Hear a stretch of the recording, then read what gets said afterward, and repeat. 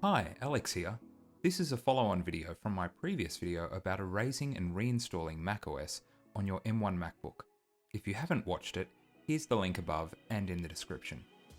Following on from that, if you have experienced the error saying failed to personalize the software update, this video can help you get back on track so you can reinstall macOS. Alright, so one other consideration with restoring your M1 Mac to Big Sur is if you face an error saying failed to personalize. Now I actually restored this computer and then I faced that error, which I'll show on screen now. And Apple have said that they have mostly fixed this, but that there are still some devices out there that are going to have this trouble. So it's no problem, it's easy to fix, or relatively easy at least. I've included a link in the description to the Apple article, but we will go through it now in case you reach that error.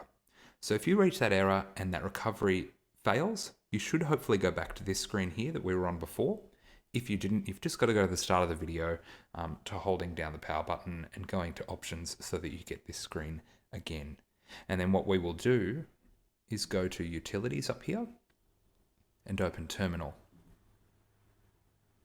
Now in terminal, we are going to write reset password without a space and return.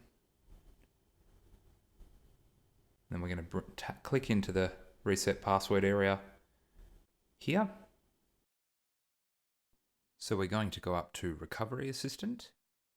So in my case as well, I've already erased my disk, so I don't have a user to erase from, but that's okay.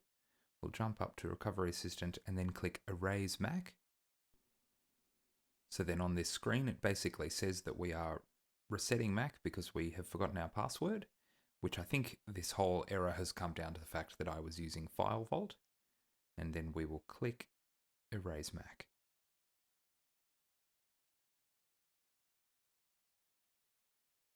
And then erase. So an internet connection is required, and I am connected to my Wi-Fi to reactivate this Mac and reinstall macOS. And that's that. After that error, I'm back to the install area where I can continue installing my Mac. Thanks for watching, and I'll catch you in the next video.